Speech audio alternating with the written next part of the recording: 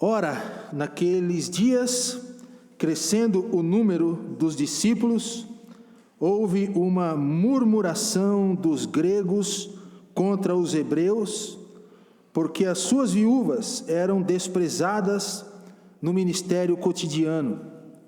E os 12, convocando a multidão dos discípulos, disseram: não é razoável que nós deixemos a palavra de Deus e sirvamos as mesas. Escolhei, pois, irmãos, dentre vós, 7 homens de boa reputação, cheios do Espírito Santo e de sabedoria, aos quais constituamos sobre esta necessidade. Mas nós perseveraremos na oração e no ministério da palavra. E este parecer contentou a toda a multidão, e elegeram Estevão, homem cheio de fé e do Espírito Santo, e Filipe, Prócoro, e Nicanor, e Timão, e Parmenas, e Nicolau, prosélito de Antioquia. E os apresentaram ante os apóstolos, e estes, orando, lhes impuseram as mãos. E crescia a palavra de Deus, e em Jerusalém se multiplicava muito o número dos discípulos, e grande parte dos sacerdotes obedecia à fé. Vamos orar, irmãos? Senhor Deus, obrigado mais uma vez pela Tua palavra, e agora, Deus, queremos pedir a direção do Espírito Santo do Senhor, para a transmissão, que haja capacitação vinda de Ti, e também, ó Deus, para o entendimento da Tua palavra. Teu Santo Espírito esteja iluminando as mentes, os corações, e nos ajudando, ó Deus, a colocarmos em prática nas nossas vidas, nos nossos relacionamentos, no nosso dia a dia, o que nós ouviremos agora, nessa segunda parte em que estamos aqui na Tua casa. Nós oramos agradecidos, em nome de Jesus. Amém. Quando nós lemos a palavra de Deus, irmãos, desde Gênesis a Apocalipse, nós vemos alguns conflitos aparecendo. A começar com os nossos primeiros pais, Adão e Eva, que enfrentaram conflitos lá no Jardim do Éden. Quando nós passamos pelas famílias no Antigo Testamento, nós conseguimos destacar outros conflitos, como Caim e Abel, conflitos entre Davi e Saul, e no Novo Testamento também não é diferente. Quando nós lemos as páginas do Novo Testamento, nós conseguimos ver pessoas vivendo um certo tipo de conflito. Por exemplo, Paulo escreve para uma das suas igrejas, ao líder daquela igreja, pedindo que ele ajudasse 2 irmãs no seio daquela igreja a resolver um conflito que elas estavam enfrentando. Inclusive eram irmãs que contribuíram com Paulo no desenvolvimento do Evangelho, e ele diz assim: olha, pelo amor do Senhor, ajude essas queridas irmãs a resolverem, a tratarem desses conflitos, ou do conflito que estão enfrentando, porque senão vai atrapalhar o desenvolvimento da igreja e até mesmo da vida delas. Na nossa vida, irmãos, também não é diferente. Você enfrenta conflito, sim ou não? Você enfrenta conflito com a sua esposa. Às vezes, um olhar já é motivo de um conflito.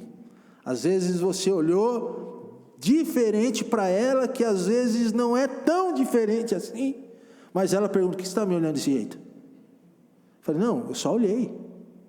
Os conflitos acontecem no ambiente de trabalho, com o patrão, com outros colegas de emprego. Os conflitos acontecem na escola, na faculdade, com o professor, com outros alunos. Conflitos são normais no nosso dia a dia. Esses conflitos, irmãos, acontecem no trânsito. Esses dias aconteceu um conflito comigo. Vindo para a igreja, o cara parou o carro e fez um sinal para mim: vem aqui do meu lado. Eu contei para os irmãos aqui, né? E eu cheguei do lado do rapaz, e ele de repente começou a brigar comigo, falar um monte de coisa para mim. Você não sabia que você não podia estar andando ali? E daí eu olhei para ele, não falei nada, e fechei o vidro e vim para a igreja. E ele veio atrás de mim, querendo brigar comigo. Eu disse para as meninas: você quer ver que ele vai lá na frente da igreja e vai dar um mau testemunho lá por causa disso? Mas ainda bem, irmãos, que ele não veio, né? Ele virou ali e foi para o outro lado. Mas um conflito foi gerado ali, de repente, sem que eu esperasse, mas aconteceu. E esses conflitos, irmãos, na nossa vida, eles podem ser ou seja, com outras pessoas, nos nossos relacionamentos diários, na igreja, em casa, em outros lugares, como eu citei, mas eles podem ser também intrapsíquico, pode ser na sua mente, pode ser com você mesmo. E como você lida, como você resolve esses conflitos? Conflitos com os filhos, de filhos para com os pais, conflitos aparecem, sejam eles internos, intrapsíquicos, ou sejam nos nossos relacionamentos, entre nós, entre pessoas. Então, esses conflitos, irmãos, eles precisam ser resolvidos, mas de uma maneira correta. Existe uma pergunta, e a pergunta é: conflito, ele é bom ou ele é ruim? O que vocês acham? Depende, Fernando. Teve alguém que disse assim, que um conflito, ele não é bom e nem ruim. Bem administrado, ele é totalmente viável. Até porque, com os conflitos nós aprendemos. Nós somos moldados, a outra pessoa é moldada, nós somos moldados intelectualmente, mentalmente, o meio é moldado, e quando um conflito é muito bem resolvido, vem as bênçãos de Deus. Deus age da melhor maneira possível. Aliás, Jesus foi mestre em resolver conflito. Inclusive, ele disse assim: olha, se você está em um conflito com o teu irmão, primeiro, não sai falando para todo mundo. Vai lá nele, conversa com ele. Se você conseguir resolver aquele conflito, se aquele irmão te ouvir, ganhaste o teu irmão. Então Jesus nos dá maneiras de lidarmos com os conflitos. Conflitos, eles aparecem, e às vezes aparecem sem que você, sem que eu, sem que nós esperamos, mas eles aparecem. Nós estamos diante de um texto, Atos 6, de 1 a 6, aonde nós temos aqui, irmãos, um conflito entre gregos e hebreus, entre hebreus ou helenistas, né, que eram pessoas influenciadas pela cultura grega. E o conflito que aparece aqui, irmãos, é que naqueles dias estava crescendo o número dos discípulos, e de repente surge uma murmuração entre os gregos contra os hebreus, de que algumas viúvas, algumas mulheres, estavam sendo esquecidas na distribuição da ceia. E nesse meio começa a surgir alguns burburinhos, algumas conversas, algumas acusações. E de repente, para resolver esse conflito, os 12, os discípulos, eles tomam uma decisão correta.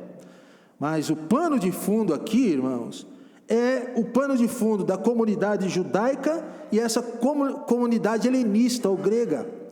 Eles, por um motivo que poderia ser facilmente resolvido, cria-se então um conflito entre as pessoas naquele momento. E a origem do conflito foi justamente a falta de distribuição, de cuidado das viúvas. Quando nós lemos esse texto, você percebe algumas pessoas envolvidas nesse texto. São os personagens vamos dizer assim, principais aqui. Então, na leitura, quem que nós conseguimos destacar? Primeiro, você vê que existiam as viúvas, as mulheres que precisavam de um cuidado maior, de uma atenção maior. Então, elas estavam aqui, elas estavam sendo, de alguma forma, afetadas. Um outro grupo de pessoas que nós encontramos no texto são os apóstolos, aqueles que Deus designou, chamou para cuidar do seu povo, para cuidar da igreja. Os apóstolos, nesse meio aqui, nesse envolvimento, eles eram os líderes que teriam que agir de alguma forma para que o conflito fosse resolvido. Por isso que às vezes Deus estabelece liderança, porque nem sempre a comunhão dos irmãos ou o grupo de pessoas consegue por si próprio resolver os seus conflitos, sejam eles internos ou sejam eles externos.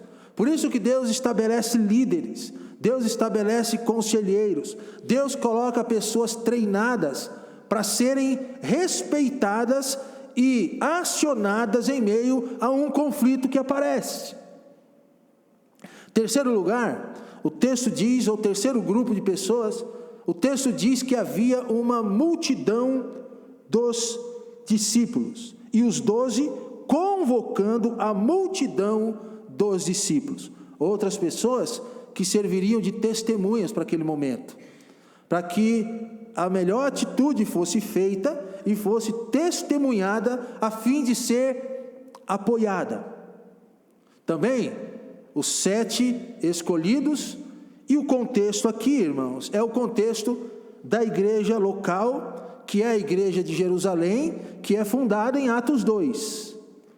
Esse é o pano de fundo, estes são aqueles que estavam envolvidos neste conflito. Agora, diante desse envolvimento, irmãos, o conflito não poderia continuar, ele tinha que ser resolvido. Todo conflito que perdura e ele não é tratado, eu repito, seja ele internamente, seja no nosso coração, seja na nossa mente, todo conflito que não é tratado de maneira correta, ele vai trazer consequências desastrosas. Ali não é diferente, o conflito precisava ser tratado. E no capítulo 3, no versículo 3, aparece a forma que aqueles que estavam encarregados de resolver o conflito decidiram agir. Olha o que diz o versículo 3: escolhei, pois, irmãos, dentre vós 7 homens de boa reputação. Primeiro, para as pessoas que precisam ajudar na resolução de conflito, eles precisam ter o quê? Uma boa reputação. Segundo, cheios do Espírito Santo, porque é o Espírito Santo que convence, é o Espírito Santo que trata, é o Espírito Santo que mostra a direção por meio da palavra do Senhor. Não só do Espírito Santo, mas cheios do que, irmãos? Sabedoria. Não é inteligência, não é intelectualidade. Isso aí você consegue e conquista fazendo uma faculdade, tendo treinamento, mas o texto diz sabedoria. Tiago, quando fala de sabedoria, lá no capítulo 2 ou 3, ele vai dizer que se você tem falta de sabedoria, peça a Deus que nada lhes impropera, ou não joga na cara, e a todos dá. Então sabedoria, irmãos, é algo que vem do Senhor. Peça a Deus. Não é algo que se ganha numa faculdade, não é algo que se ganha num treinamento esporádico. Sabedoria é algo vindo de quem é cheio do Espírito Santo. Sabedoria está ligada com o Espírito Santo de Deus. Eu conheço pessoas, irmãos, que nunca foram numa faculdade, nunca, mas são tomados de sabedoria.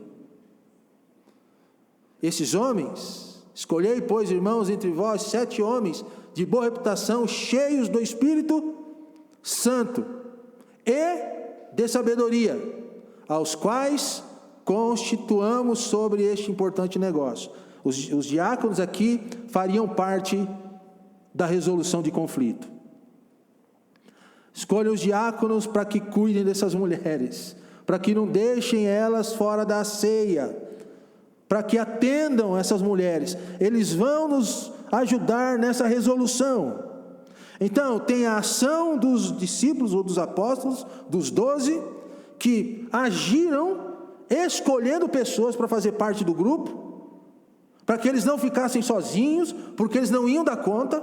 Eles precisavam cuidar da palavra, eles precisavam orar pela igreja. Então tragam pessoas, vamos fazer uma equipe, vamos montar um grupo de líderes que nos ajudem e que juntos possamos resolver esse conflito. A ação aqui, irmãos, foi uma escolha participativa e mediadora. Então, eles escolhem pessoas que podiam ou poderiam participar, ajudar naquela resolução.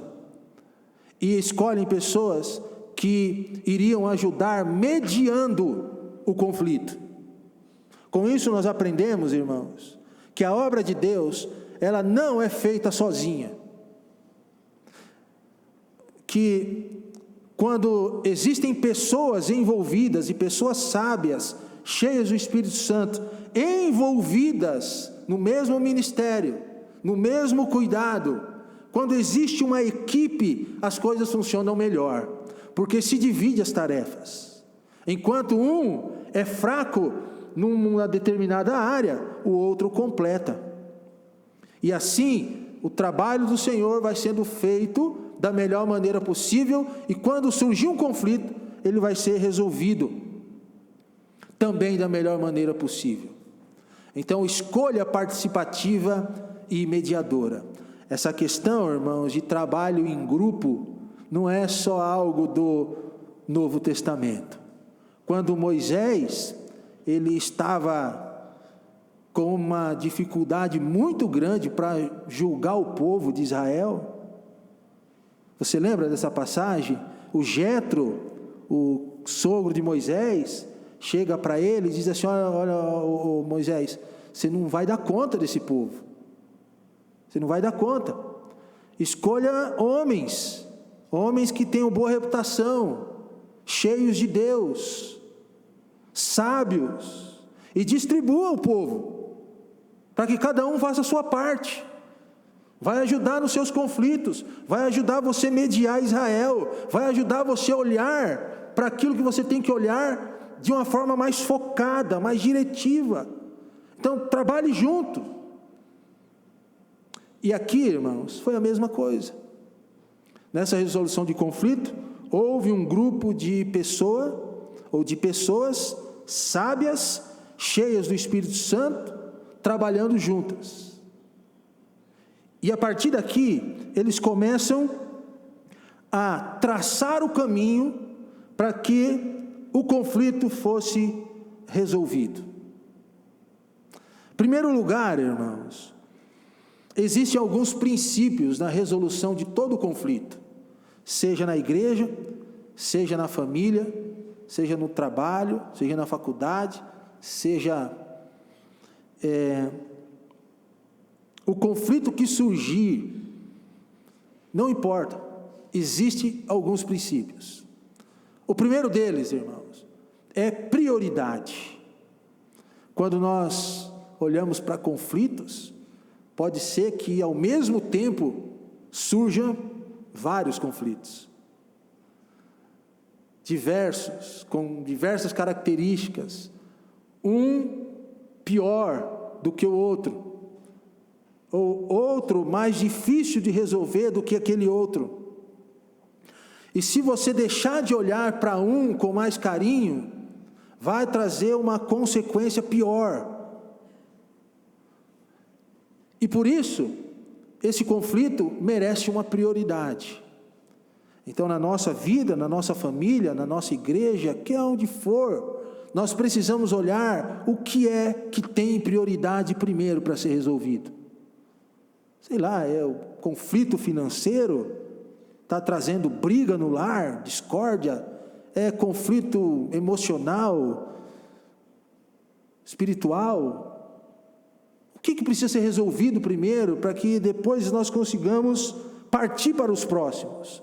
Então aqui houve prioridade, existe prioridade em cuidar dessas mulheres, então vamos resolver esse conflito. E aí então, existe essa formação do grupo, para que o conflito seja resolvido. Segundo princípio, irmãos, é a vocação. Você sabia que, embora existam várias pessoas do nosso lado, nem sempre ela está preparada para te ajudar a resolver um conflito? Nem sempre.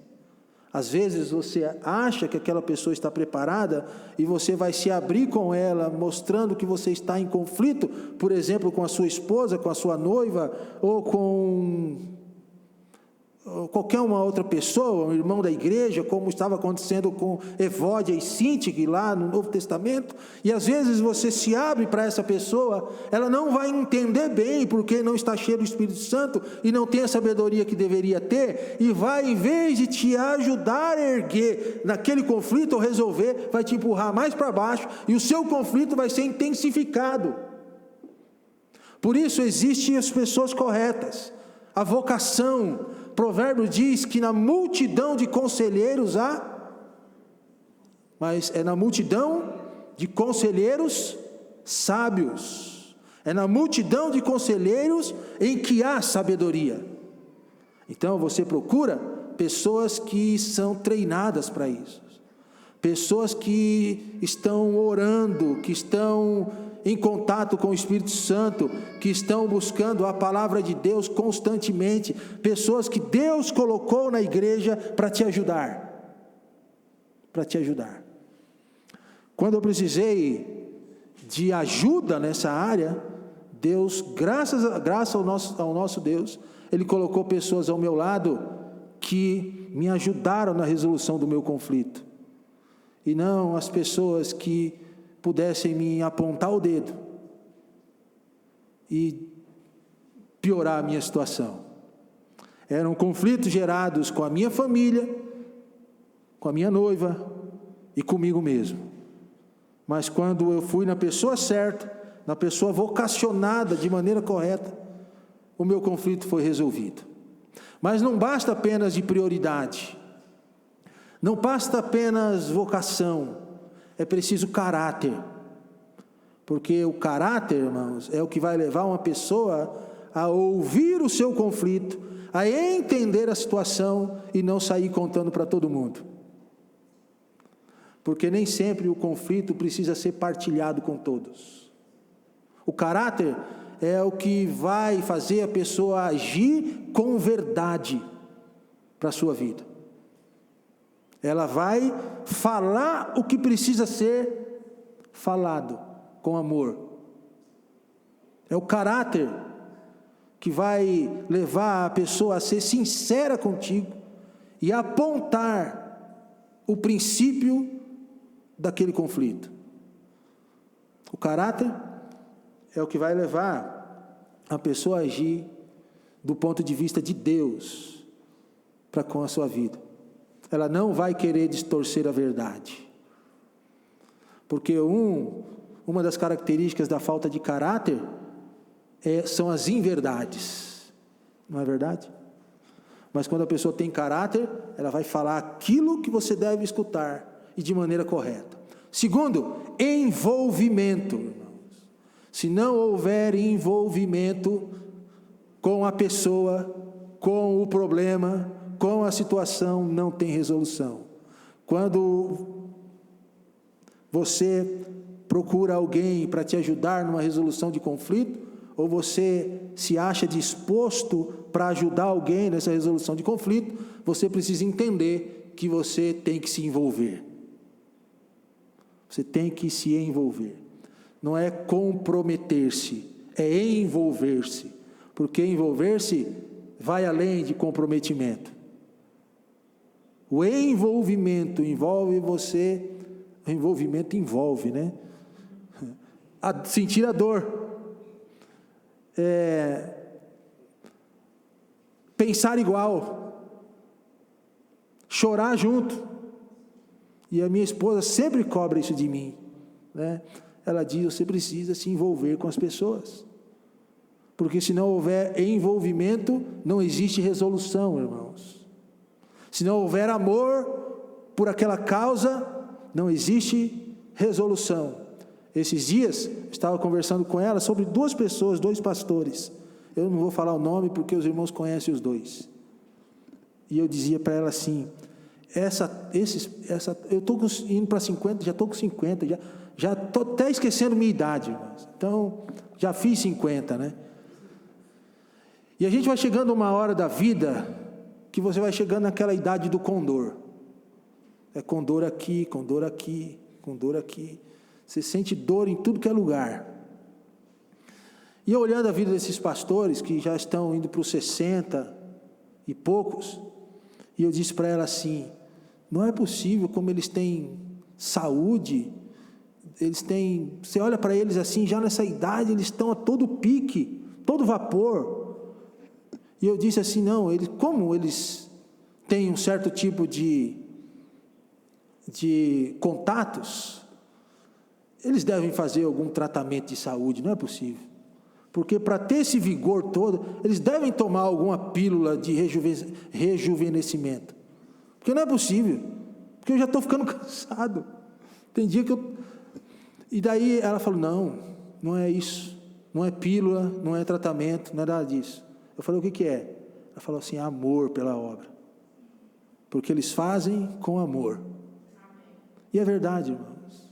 Se não houver envolvimento na obra, com o conflito, com as pessoas, se não houver amor, não dá certo. Precisa ter envolvimento. Não importa, às vezes o conflito é um conflitaço. Nem sei se existe essa palavra, mas já falei. Existe? Agora existe, né? Mas é um conflitaço. Mas você precisa carregar a carga, carregar a cruz daquilo ali. Os apóstolos aqui, as pessoas que foram chamadas, se envolveram, irmãos. Se envolveram de tal forma que vocês irão ver aqui no texto, iremos ver que o conflito foi resolvido. Então, além de prioridade, vocação, caráter, envolvimento, comissionamento. Existe o chamado de Deus, existe a comissão de Deus para que aquele conflito seja tratado. Às vezes outras pessoas são comissionadas para isso. Então, alguns princípios que nós podemos observar quando nós vamos resolver um conflito. É prioritário? Quem pode me ajudar? Ou eu posso ajudar alguém? A pessoa tem caráter? Ela vai se envolver verdadeiramente? Ela tem um chamado, um comissionamento para isso? Preparado para isso? Se sim, então vai em frente, vai dar certo. Sabe por que vai dar certo? Porque aqui no texto deu certo. Aqui deu certo. Por exemplo, quais foram os resultados, irmãos, do conflito? Diz ali a partir do versículo 5: e este parecer contentou a toda a multidão, e eles elegeram Estevão, homem cheio de fé, do Espírito Santo, depois Filipe, depois Prócoro, Nicanor, Timão, Parmenas, Nicolau. E o versículo 6 diz: e os apresentaram ante os apóstolos, e estes, orando, lhes impuseram as mãos. Essa palavra, orando, e estes orando, lhes impuseram as mãos, mostra, irmãos, que existia confiança entre eles. E que depois que o conflito foi solucionado, essa confiança passou para outras pessoas. O grupo de pessoas que estavam envolvidos ali tiveram confiança quanto à resolução daquele momento. Depois disso, no versículo 7, diz assim: e crescia a palavra de Deus em Jerusalém, se multiplicava muito o número dos discípulos, e grande parte dos sacerdotes obedecia à fé. Quais foram os resultados? Além do restabelecimento de confiança, distribuição igualitária entre as viúvas, elas que estavam sendo esquecidas, passaram a ser atendidas. Diz o texto que depois que o conflito foi resolvido, o número dos discípulos aumentou. No versículo 7, diz que pessoas estavam se convertendo. No versículo 8, o Espírito Santo passa a agir de forma mais evidente, e aqui nós temos o exemplo de Estevão. E ainda no versículo 7, nós vemos uma grande expansão da palavra de Deus, e crescia a palavra do Senhor. Por quê, irmãos? Porque o conflito foi resolvido. Assim acontece em nossas vidas, irmãos. Quando os nossos conflitos, eles são resolvidos, as bênçãos tornam a acontecer. Por isso que é preciso nós darmos os passos corretos. Algumas reflexões finais, irmãos, aqui para nós. Primeira delas: quanto mais a gente foge do conflito, tanto mais eles nos dominam. Já parou para perceber isso? Quanto mais você não quer resolver, seja o conflito que for, mais ele cresce, mais ele tende a aumentar e mais ele domina as nossas vidas. Por quê? Porque ele não foi resolvido. Tudo para que seja extirpado, acabado, precisa ser tratado. Segunda reflexão é que quanto mais a gente tenta evitar um conflito, tanto mais eles nos controlam. Parece uma coisa. Tanto mais eu tento não ajudar as pessoas a resolver os seus conflitos, parece que mais monstro, mais conflito aparece na minha frente para eu resolver. Sabe que uma das maiores dificuldades, irmãos, na nossa resolução de conflito, seja conosco mesmo ou com outras pessoas, é que nós temos o temor do homem. A gente teme o que o homem pode falar para nós. A gente teme a resposta daquele grupo de pessoas se nós formos tentar ajudá-los. Mas não importa. O nosso temor deve ser ao Senhor, que vai nos ajudar nessas resoluções. Terceira, quanto menos a gente tem medo de enfrentá-los, tanto menos eles nos confundem. E quarto pensamento, quanto menos a gente nega nossas diferenças, tanto menos elas nos separam. Todos nós somos diferentes uns dos outros. Essas diferenças, irmãos, Deus colocou em cada um de nós. E se Ele colocou, é porque juntos nós podemos lidar com elas. Nós podemos resolvê-las biblicamente. Sabe qual que é o maior conflito da humanidade? Sabe qual que é o grande conflito que precisa ser resolvido? O grande conflito é a separação do homem para com Deus. Esse é o grande conflito. O grande conflito é o espaço de 45 centímetros que está entre a nossa mente e o nosso coração. O grande conflito, irmãos, é o caminho que leva para a eternidade ou não. Só que Deus, Ele, para resolver esse conflito da humanidade, o nosso conflito, Ele deu um grande passo. Deus, Ele vocacionou alguém, o seu Filho Jesus.